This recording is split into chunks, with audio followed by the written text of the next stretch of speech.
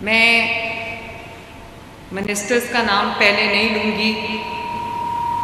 मैं अपने जो यहाँ पर नौजवान बैठे हैं, जो इंटर्न्स बैठे हैं, जो स्टूडेंट्स बैठे हैं, मैं पहले उनका नाम लूँगी। मुझे बहुत खुशी हो रही है आज आप सबको देख के। ये ग्रीन लाइट्स जल रही हैं तो मुझे आप लोगों के चेहरे नज़र नहीं आ रहे। अगर प्लीज़ लाइट्स हैं तो जला दें, मैं इन बच्चों के रोशन चेहरे तो देखूं प्लीज़।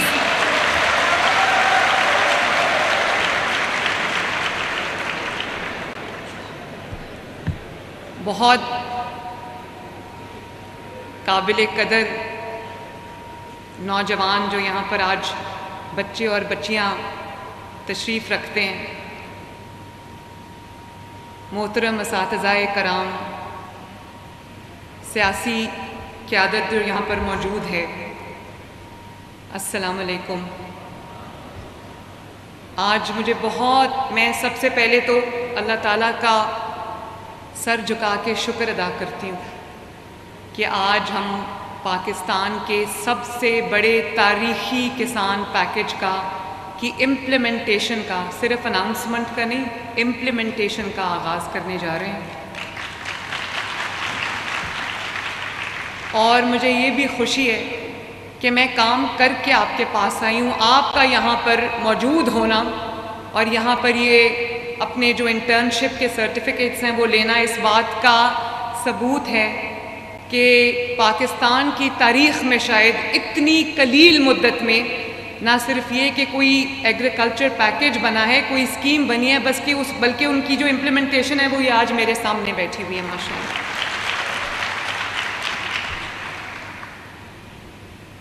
मैं सबसे पहले तो हमारे जो मिनिस्टर फॉर एग्रीकल्चर हैं, जिनकी बात आपने अभी सुनी, आशिक हुसैन किरमानी,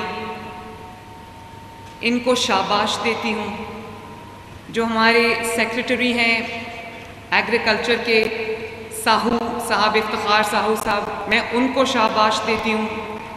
और मैं बच्चों आपको ये भी बताना चाहती हूँ, आप लोग मेरे बच्चों की उम्र के हो, 25 से नीचे, मेरे बच्चे 25 से बड़े हैं अब माशाअल्लाह।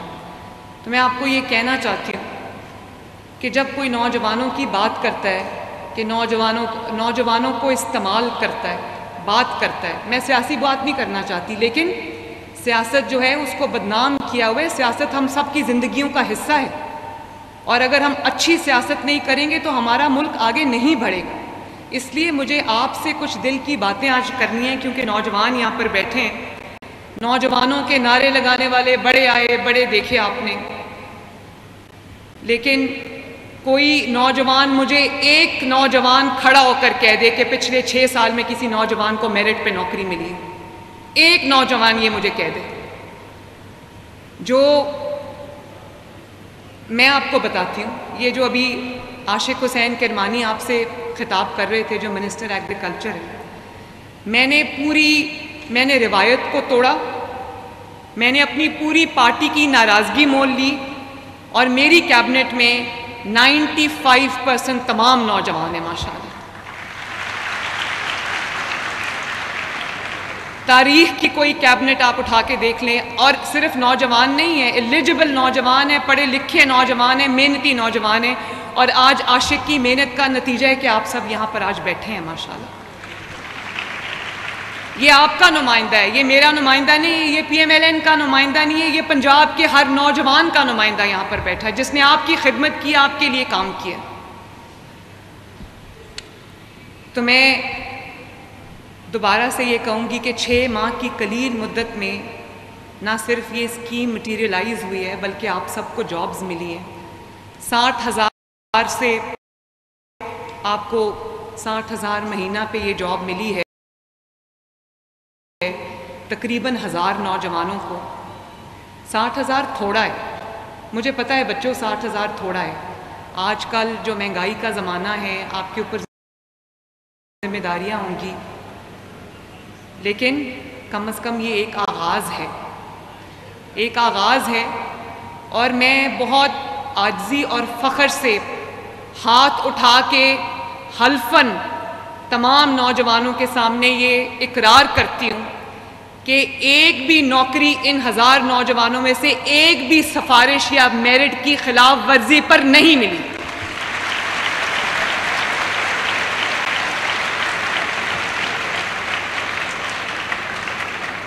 आप में से कोई नौजवान ये खड़ा होकर कह दे, मुझे मेरे सामने कह दे कि ये मेरे साथ वाला जो बैठा है या जो कोई और बैठा है वो सिफारिश से यहाँ पर आया। 100% मेरिट फॉलो हुआ है और तमाम डिस्ट्रिक्ट्स के अंदर मेरिट की लिस्ट लगी हैं, जिनको मैंने पर्सनली एक एक लिस्ट को देखा है। डीसी ऑफिस में लिस्ट बनी है, इंटरव्यूज़ हुए हैं, आपकी शॉर्ट लिस्टिंग हुई है और तमाम पूरे प्रोसेस में 100% मेरिट फॉलो हुआ है। इसकी भी शायद मिसाल कभी नहीं मिलती। और देखें, हम लोग सियासी लोग हैं, ये मेरी पूरी बहुत मोहतरम पॉलिटिकल क़यादत यहाँ पे मौजूद है। मुझे भी सिफारिशें आती हैं, मुझे भी, मेरे भी जानने वाले हैं, मेरे भी दोस्त अहबाब हैं जिनकी तरफ से एक एक्सपेक्टेशन लेवल बढ़ जाता है कि जब हमारा कोई अपना जो है वो किसी कुर्सी पे आएगा तो शायद हमारी जो लोग हैं हम उनको अकोमोडेट कर सकते हैं। लेकिन मैं पाकिस्तान के, ख़ुसूसन अब क्योंकि मेरी ज़िम्मेदारी पंजाब की है, मेरा आपसे ये वादा है कि अगर, मुझे नहीं पता मैं यहाँ कितने साल हूँ, सियासी जो अपहीवल है पाकिस्तान में वो चलता रहता है। आज सुबह कोई एम्बेसडर आए हुए थे नवाज शरीफ साहब के पास, तो मैं किसी मुल्क के एम्बेसडर थे, मैं भी उनके साथ बैठी थी, तो उन्होंने कहा कि ये जो सियासी, ये जो इंतशार है पाकिस्तान के अंदर, इसके बारे में आप कैसे देखते हैं? तो नवाज शरीफ साहब ने कहा कि हम इसी इंतशार में बड़े हुए हैं, यही इंतशार में हमने पॉलिटिकली ग्रो किया है और आज भी हमारे लिए कोई नई बात नहीं है, पाकिस्तान में ये सदा से होता है।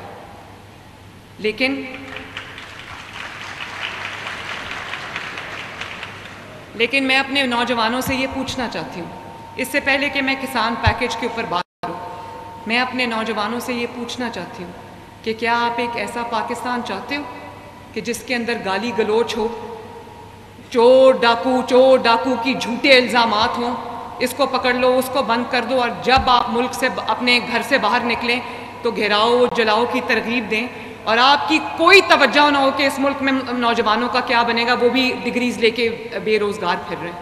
मुझे एहसास है इस चीज़ का, मुझे इस चीज़ का एहसास है कि जब आप कोई डिग्री लेके बाहर निकलते हो अपने कॉलेज से, अपने यूनिवर्सिटी से, तो आपके ऊपर एक बोझ होता है। आपको ये ताने सुनने पड़ते हैं कि तुम मुफ्त की रोटियां तोड़ रहे हो, तुम माँ बाप का साथ नहीं दे रहे, तुम घर के ऊपर बोझ बने हो, तुम हम फैमिली के ऊपर बोझ बने हो। ये बातें सुननी पड़ती हैं, लेकिन आपका कसूर इसलिए नहीं है कि डिग्री में आपने मेहनत कर ली, आपने सब कुछ कर लिया, उसके बाद आप अपनी डिग्री लेकर दरवाजे पे जाते हो लेकिन आपको नौकरी नहीं मिलती। मुझे एहसास है आपकी तकलीफ़ का, और मैं ये फिर से कहती हूँ कि 60,000 रुपया महीना थोड़ा है, लेकिन कम से कम आगाज़ है, इसको आगे लेके जाएंगे इंशाअल्लाह ताला।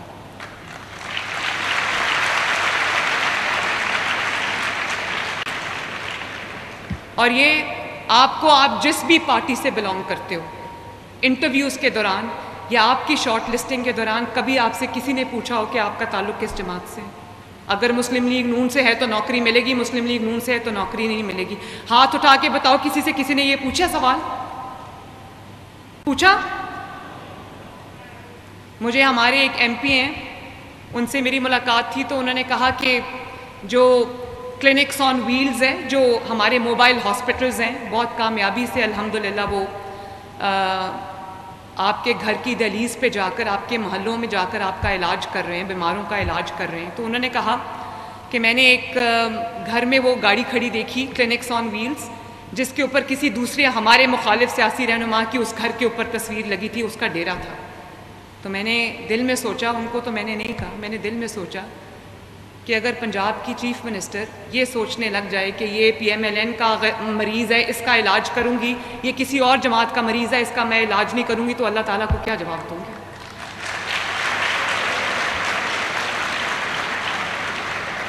आपको जिसका नारा लगाना है लगाएं, लेकिन एक बार ज़रूर सोच लें कि क्या ये चीज़ आपको आपके मुल्क को, आपको, आपके मुस्तकबिल को, आपके फ्यूचर को, पाकिस्तान की फ्यूचर जनरेशन्स को कहाँ लेकर जा रही है।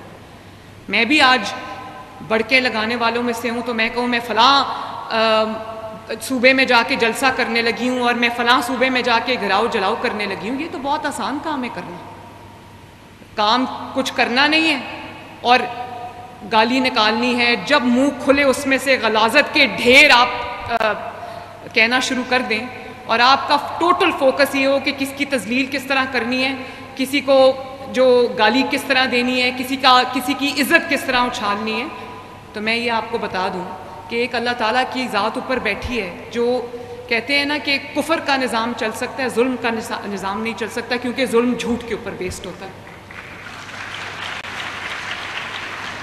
आज पूछे खैबर पख्तूनख्वा से, मैं जिस हस्पताल में जाती हूँ मुझे खैबर पख्तूनख्वा के मरीज़ मिलते हैं। हमने heart surgery programme children hospital में शुरू किया, तो कार्ड दिए हमने कि जो बच्चे जिनकी ज़िंदगियों को ख़तरा है और उनकी हार्ट सर्जरी होनी है, और 15,000 बच्चों का बैकलॉग है, वेटिंग लिस्ट है। अब दिल की जो मर्ज़ है वो तो इंतज़ार नहीं कर सकता। मेरे आने से पहले कुछ बच्चे इस दुनिया से चले गए ऑपरेशन का इंतज़ार करते करते। तो हमने एक हार्ट सर्जरी प्रोग्राम शुरू किया है जिसमें मैं आप सबको ये बताना चाहती हूँ कि लेस दैन अ वीक अल्हम्दुलिल्लाह हम 100 से ज़ायद सर्जरीज़ बच्चों की कर चुके, जिन बच्चों की ज़िंदगियों को ख़तरा था। और उसमें से बहुत सारे मरीज़ खैबर पख्तूनख्वा से आए हुए थे। एक को मैंने खुद कार्ड दिया, मैंने पूछा आप कहाँ से, उन्होंने कहा हम करक से। बच्चे की को दिल की तकलीफ़ थी और 3-4 महीने का वो बच्चा था। तो बजाय इसके कि आपकी तवज्जो आवाम के ऊपर हो, उनके इलाज के ऊपर हो, उनकी सहूलतों के ऊपर हो, उनकी महंगाई कम करने पे हो, उनकी सड़कें बनाने पे हो, उनको जॉब्स देने पे हो, आपकी पूरी तवज्जो है कि किस तरह हमने हमला आवर होना है दूसरे अपने मुखालिफ के ऊपर। तो ये इस खुदा के लिए इन बातों को सोचें। ये आपका सवाल नहीं है, आपकी तरह के करोड़ों नौजवानों के मुस्तकबिल का सवाल है, इस मुल्क का सवाल है। और मैं ये बातें करने से बिल्कुल घबराती नहीं। मेरे सामने मेरे मुखालिफ का कोई नारा लगा दे, मुझे कोई फ़र्क नहीं पड़ता। जो सियासी रहनुमा होते हैं उनको बहुत कुछ फेस करना पड़ता है, लेकिन मैं हक बात कहने से, आपको समझाने से मैं बाज नहीं आऊँगी। और आप देखो पिछले 7-8 साल में डिबेट, पहले नवाज शरीफ साहब के दौर में डिबेट होती थी कि जीडीपी कितनी बढ़ गई, ग्रोथ रेट कितना है, महंगाई कितनी नीचे आ गई है, लोड शेडिंग ख़त्म हो गई है, इतने कारखाने लग गए हैं, चाइना पाकिस्तान इकोनॉमिक कॉरिडोर आ गया है, कितनी मोटरवेज बन गई हैं, कितनी सड़कें बन गई हैं, कितनी तरक्की आ गई है। और आज डिबेट क्या होती है? डिबेट का रुख किस तरफ मोड़ा है?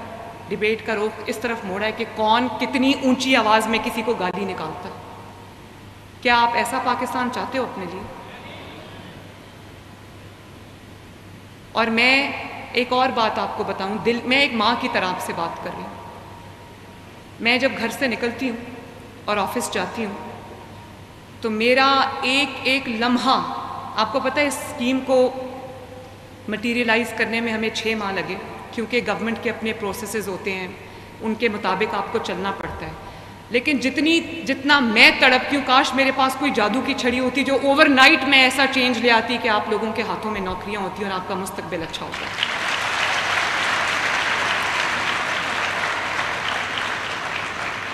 ये जो बच्चियाँ मेरे सामने बैठी हैं, कोई हुकूमत मुझे बता दे जिसने बच्चियों की हिफाजत के लिए कोई कदम उठाया हो। आज भी क्राइम होता है, लेकिन आज आप अगर 15 पे कॉल करें और वर्चुअल पुलिस स्टेशन पे अपनी शिकायत दर्ज कराएं, आपको वीडियो कॉल की सहूलत मौजूद है आपके लिए। अब ये आ रहा है, सेफ सिटी आ रहा है, पैनिक बटन आप प्रेस करेंगे, पंजाब हुकूमत आपकी मदद के लिए आएगी इंशाअल्लाह।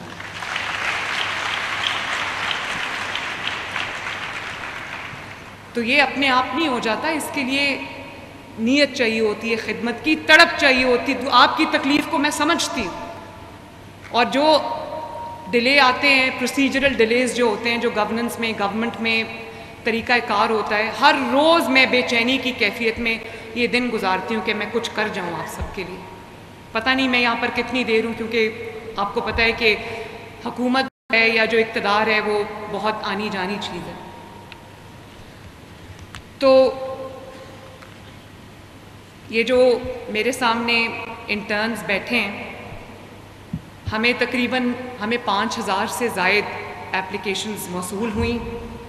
1,000 को हमने लेना था और मुझे खुशी है कि ये तमाम जो 1,000 के 1,000 लोग हैं ये एग्रीकल्चरल यूनिवर्सिटीज़ से पढ़े हुए हैं, रेलेवेंट इनके पास नॉलेज है, रेलेवेंट एजुकेशन है और सब 25 साल से कम उम्र है। इसका मतलब है अभी पढ़ के निकले और अभी नौकरी जो है वो हाथ में है, फ्रेश ग्रेजुएट्स हैं। और बहुत खुशी की बात है कि उसमें से 25% जो हैं वो लड़कियां हैं, बच्चियां हैं माशाल्लाह। मैं नहीं सोच सकती थी कि एग्रीकल्चर जिसको एक हमारे दिमागों में तासुर है कि ये मर्दों का काम है, मुझे नहीं पता था कि इतनी ब्राइट बच्चियां हैं। 25% मेरे पास बच्चियां आई हैं। मैं बहुत बहुत बहुत खुश हूँ। और आप सब मेरा इंटरफेस हैं, मेरा राब्ता है किसान के साथ। आपकी ट्रेनिंग्स भी होंगी, आपको किसान को रीच आउट करना है on behalf of the chief minister of Punjab, on behalf of the Punjab government. तो आपको ये ज़रूर आज समझ लेना चाहिए कि किसान के साथ मेरा जो राब्ता है वो आप सब है। और तारीख का सबसे बड़ा किसान पैकेज अगले साल 400 बिलियन का किसान पैकेज हम लेके आ रहे हैं। और मैं बच्चों को ये भी बताना चाहती हूँ कि पंजाब जो है ना वो बिगेस्ट फूड बास्केट है पाकिस्तान की। पंजाब बिगेस्ट व्हीट ग्रोअर है पाकिस्तान का।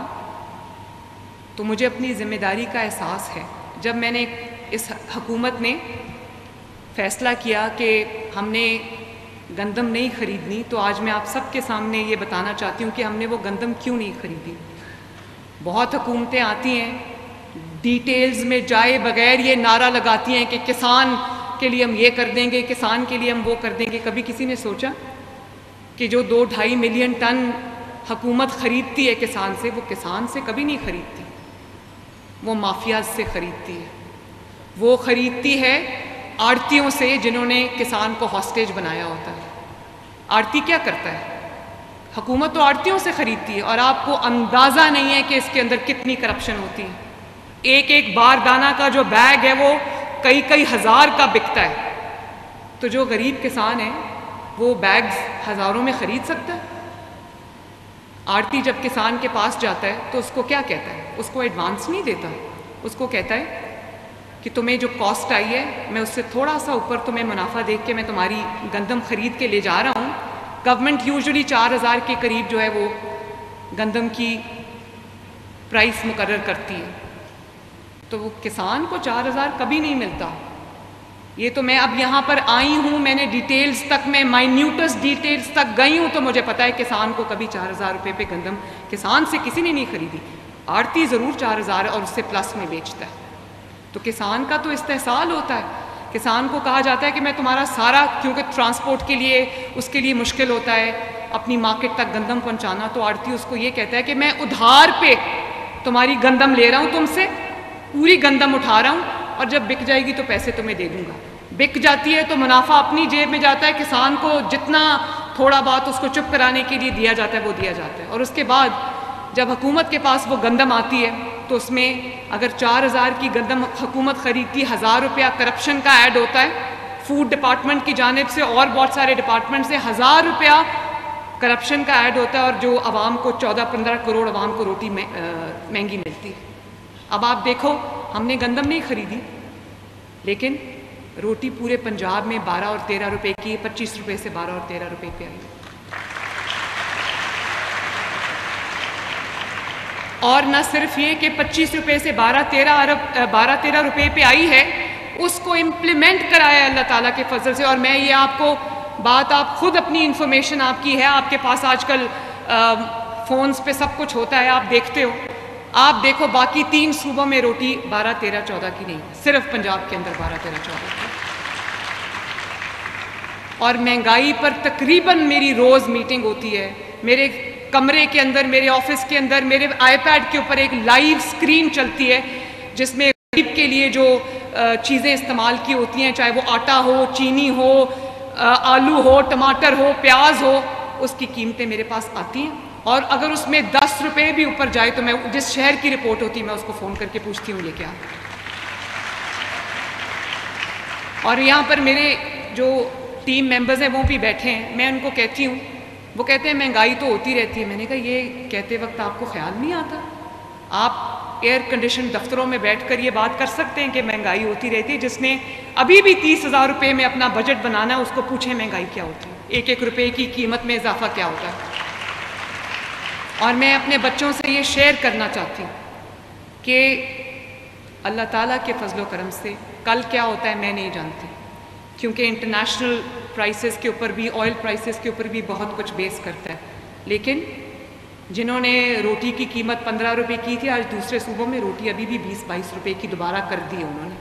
पंजाब एक वाहिद सूबा है जिसमें पिछले 6 महीने में महंगाई का ग्राफ यूजुअली यूं जाता है, ऊपर नीचे ऊपर नीचे, लेकिन पंजाब एक अब वाहिद सूबा है, अल्लाह ताला का शुक्र है कि पिछले 6 महीने के अंदर महंगाई का ग्राफ यूं है, बल्कि नीचे जा रहा है। 38% से महंगाई जो है वो 9% से भी कम हो गई है। ये अल्लाह ताला का मोज़ा है। और उसमें ये फैसला कि गंदम में करप्शन नहीं होने देनी, उसको बचाना, उस फैसले का सबसे बड़ा किरदार है माशाअल्लाह। और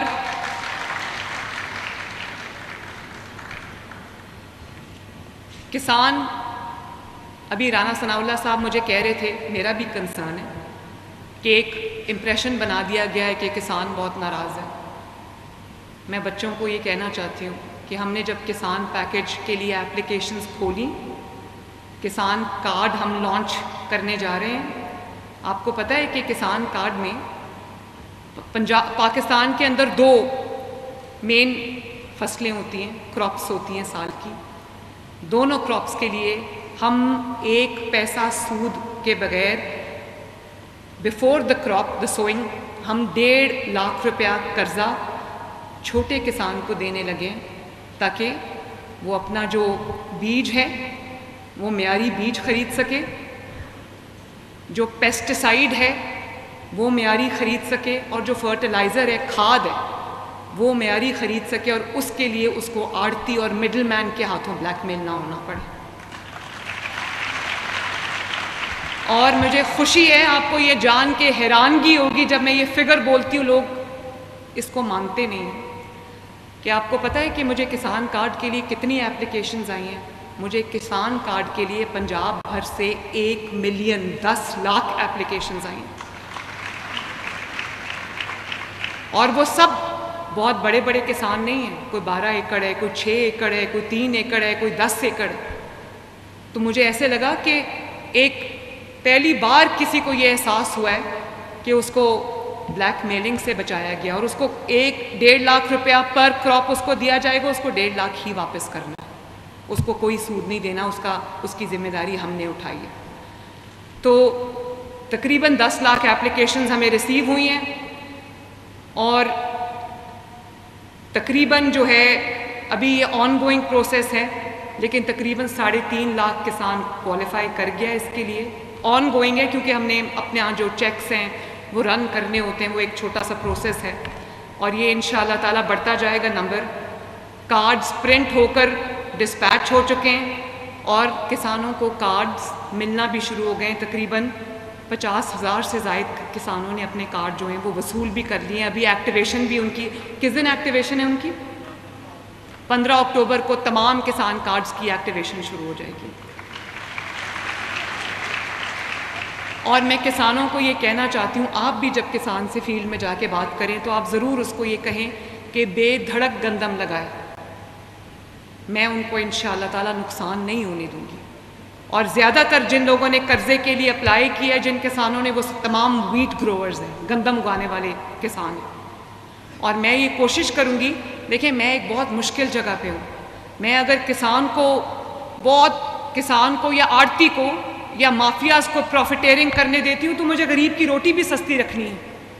अगर वो रोटी 22 रुपये पे चली जाती है और माफियाज को फ़ायदा हो जाता है, जिनका नाम हमने किसान रखा हुआ है, जो असल में ब्लैकमेलर्स हैं, अगर उनको फ़ायदा होता है और गरीब की रोटी 14 करोड़ की रोटी महंगी हो जाती है, तो ये कोई अक्लमंदी है? मुझे किसान को भी खुशहाल रखना है और मुझे गरीब की रोटी भी सस्ती रखनी है इंशाअल्लाह ताला, और उसके लिए मैं बिल्कुल पीछे नहीं हटूंगी। हम ये कोशिश करेंगे कि किसान को कर्जा भी मिले और किसान ब्लैकमेल भी ना हो, और किसान को जो है वो उसका जो कॉस्ट है, जब गंदम वो बीज रहा है, जब वो गंदम सो कर रहा है, उसकी जो कॉस्ट है हम उसको नीचे लेकर आएँ, उसको ऐसा बीज ला के दें कि उसकी जो पर एकड़ यील्ड है वो इन्हांस हो, ताकि उसको फ़ायदा हो।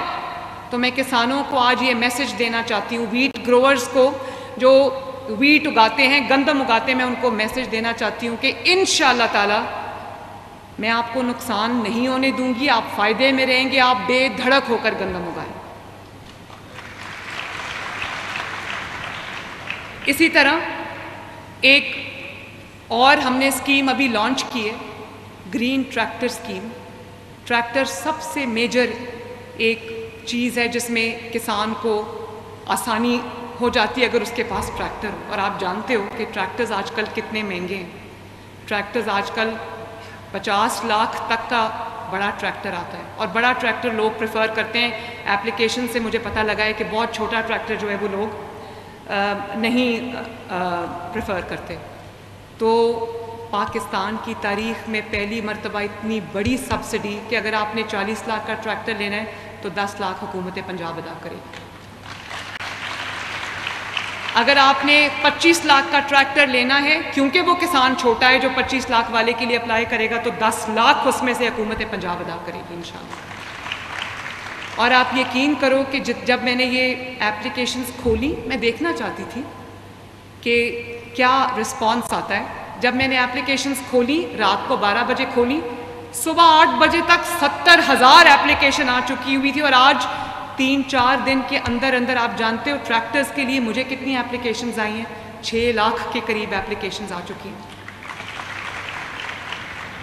और तो किसान ये क्या है? किसान का एतमाद है हुकूमत पंजाब के ऊपर, नवाज शरीफ के ऊपर किसान का एतमाद है, मरियम नवाज के ऊपर किसान का एतमाद है अल्लाह ताला के फजल करम से। उनको पता है कि ये हमें कर्जा भी मिलेगा, हमें ट्रैक्टर भी मिलेगा, हमें मशीनरी भी मिलेगी, और ये झूठ नहीं बोलते, ये करके दिखाएंगे इंशाअल्लाह ताला। मैं खुद हैरान हुई, इतने बड़े नंबर मुझे एप्लीकेशंस का आया। जो मैं एग्रीकल्चर की स्कीम में खोलती हूँ, या इवन अपना छत, अपना घर, जिसमें अगर आपके पास 10 मरले तक की ज़मीन है तो 15 लाख आपको हुकूमत पंजाब देगी, जिसको आपने 9 साल में अदा करना है, वापस करना है, और ज़ीरो सूद है उसके अंदर। आप जानते हो मुझे 8 लाख के करीब उसकी एप्लीकेशंस आ गई। सबको देंगे इंशाअल्लाह ताला, ये कार्ड भी सबको मिलेगा, ट्रैक्टर भी मिलेगा इंशाअल्लाह ताला। मैं अपने सारे रिसोर्सेज इस तरफ डाइवर्ट करूँगी। तो किसान का नारा लगाना बहुत आसान है, बगैर जाने हुए कि किसान को फ़ायदा हो रहा है या नहीं हो रहा, और असल में उसका अपना बन के, उसका हमदर्द बन के, उसकी तकलीफ़ को दूर करना, उसकी तकलीफ़ को समझना, उसके लिए आसानी पैदा करना, ये किसी ने नहीं किया।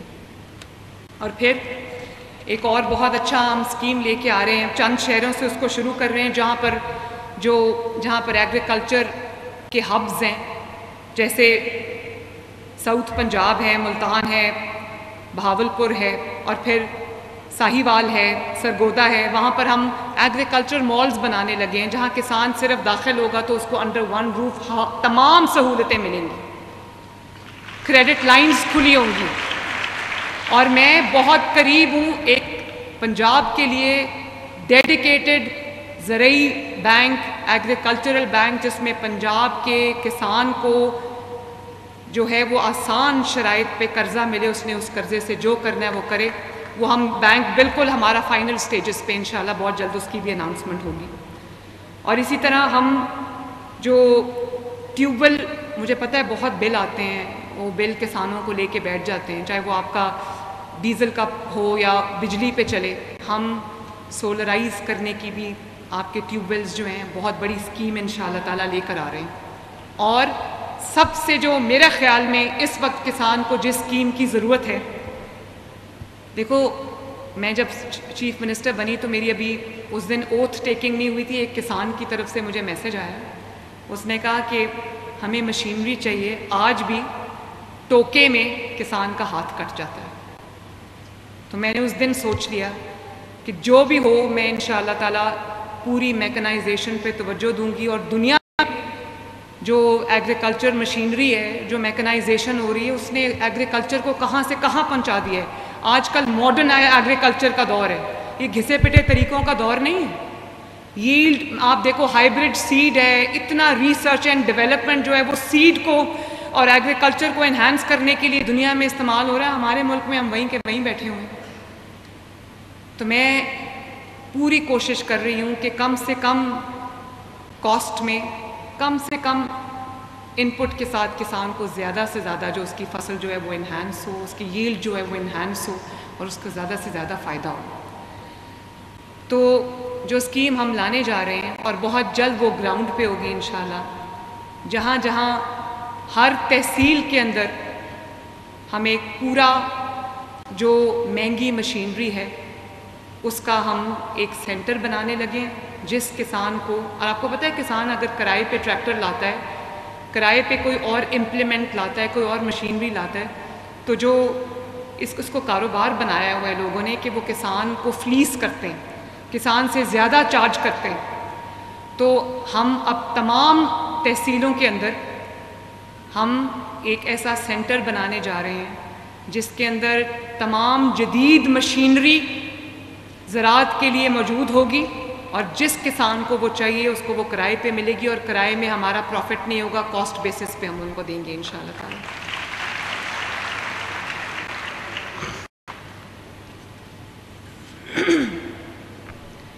और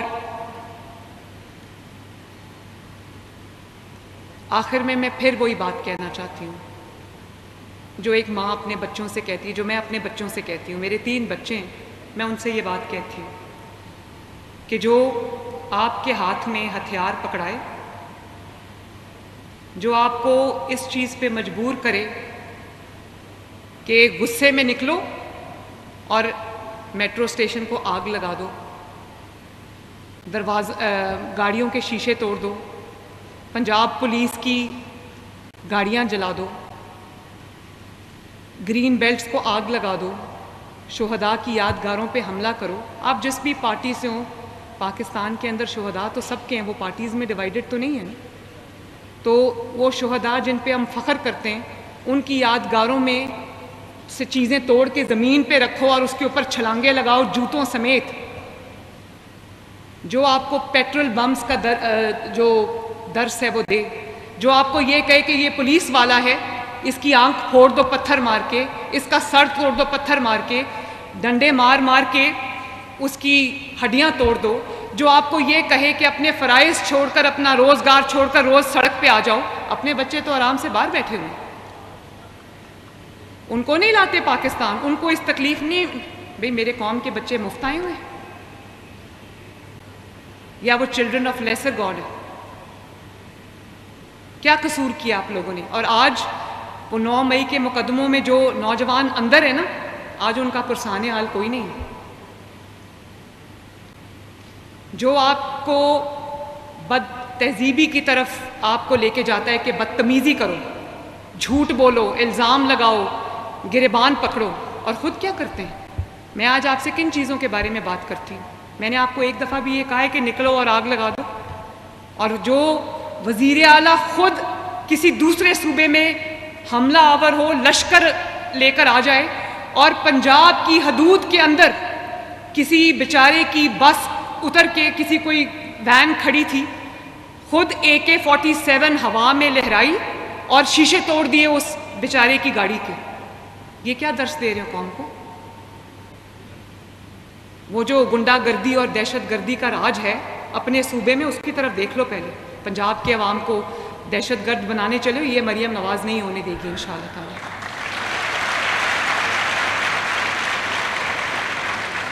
तुम्हारे लोग सूबे के भूख और बीमारी से मर रहे हैं उधर तवज्जो करो। तुम्हारा काम दूसरे सूबों पर लश्कर अंदाज होकर हमला करना नहीं है। और इनके ख़िलाफ़ ना सिर्फ कानून हरकत में आएगा, 6 बजे इनका जलसा ख़त्म हो गया, 6 बजे इनके साथ हमारी अंडरस्टैंडिंग हुई कि लाहौर का जलसा जो है वो ख़त्म हो जाएगा।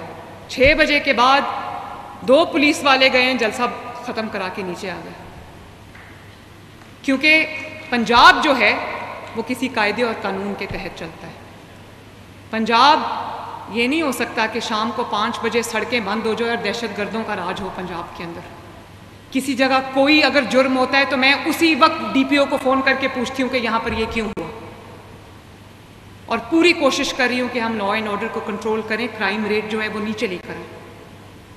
तो जो वज़ीर आला बाहर निकल कर जब बात करे तो आप देखें ये ख़वातीन यहाँ पर बैठी हैं, जो आवाज़ें ये मुझे कसते हैं, जो ज़ुमाइनी जुमले ये बोलते हैं, क्या कोई खातून इसको इंडोर्स करती है? आप करते हो इसको इंडोर्स? चाहे वो आपकी मुखालिफ की बेटी हो, आपकी मुखालिफ की बीवी हो, उसको एक मर्द जब जलसे में खड़ा होकर, जो कि वज़ीर आला है, वो जब आपके ऊपर इस तरह से बदतमीज़ी का इजहार करे तो वो कौम के बच्चों को क्या दर्स दे रहा है? वो इन बेटों को क्या दर्स दे रहा है?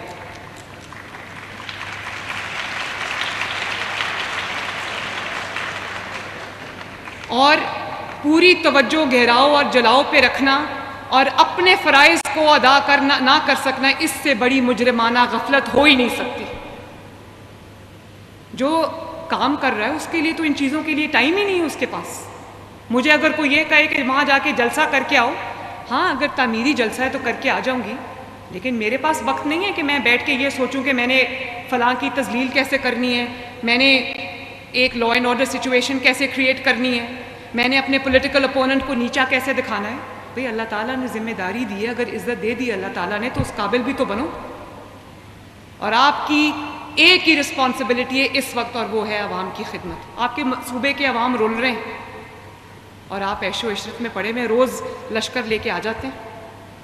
तो जो पंजाब की सरहद में दाखिल होकर इन्होंने मोटरवे पे, वन वे पे गाड़ी चला दी, जो हज़ारों लोग कम्यूट कर रहे थे, हज़ारों ट्रैवलर्स जो थे मोटरवे पे, उनकी ज़िंदगियां इन्होंने ख़तरे में डाल दी। मेरा काम हो जाए, दूसरा कोई मरता है तो मरे, क्या आवाम गाजर मूली है? पंजाब के अंदर एक कानून है, कानून की अमल दरामद है, कानून की पासदारी है। पंजाब की सरहद में आगे अगर कानून तोड़ोगे तो मुंह तोड़ जवाब मिलेगा आगे से।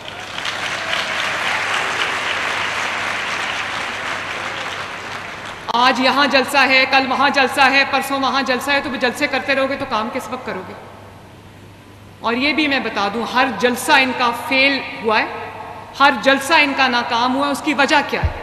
उसकी वजह ये नहीं है कि आवाम घर से नहीं निकलना चाहती, उसकी वजह ये है कि 6-7 साल के बाद आवाम को रिलीफ मिलना शुरू हुआ है।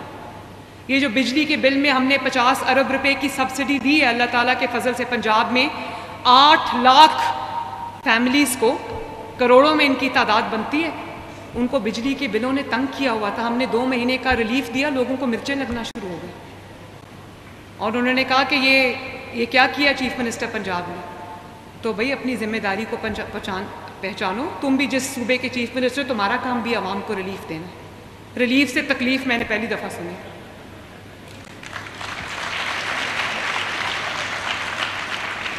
एंड इंशाल्लाह पंजाब दिन दुगनी रात चौगनी तरक्की करेगा। Punjab will lead the way, Punjab will set the bar high इंशाल्लाह ताला।